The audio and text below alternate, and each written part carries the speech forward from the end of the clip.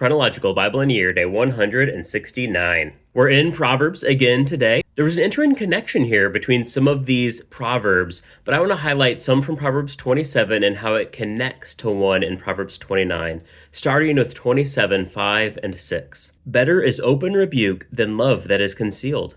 Faithful are the wounds of a friend, but deceitful are the kisses of an enemy. We get this idea here that it's better to be rebuked for our sin by a friend than encouraged in our sin by an enemy. But what really stood out to me is the act defines the role. What I mean is, if they rebuke you, they are your friend. If they encourage you, they are your enemy, even if you would call the enemy a friend and the friend an enemy. Confused yet?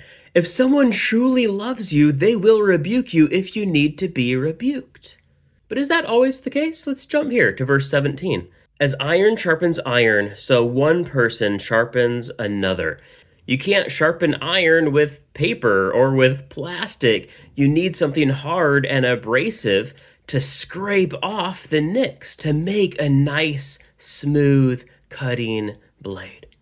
And the same is true of us. If we want to be spiritually sharp, we have to have those nicks, those kinks, those sins shaved off of us, and that will take abrasion. It will take rebuke. It might take pain, but that pain is a friend.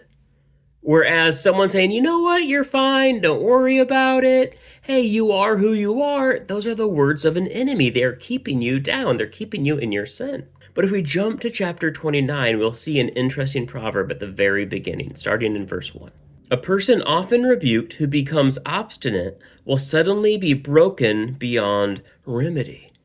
If you're rebuking someone and they refuse to heed your rebuke, they may break beyond repair.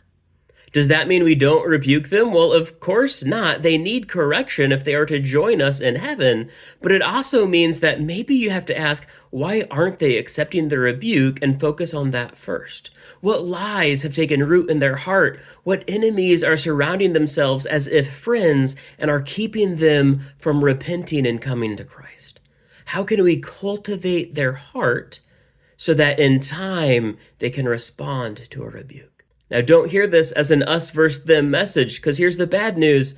We also need to be rebuked. We also need to have our sins brought to light and confronted and corrected so we too can better walk with and like Christ. But a question for us today is, of these Proverbs that we read, which others were your favorites? Let's discuss that in the comments below. I'm looking forward to reading Ecclesiastes tomorrow. But until then, God bless.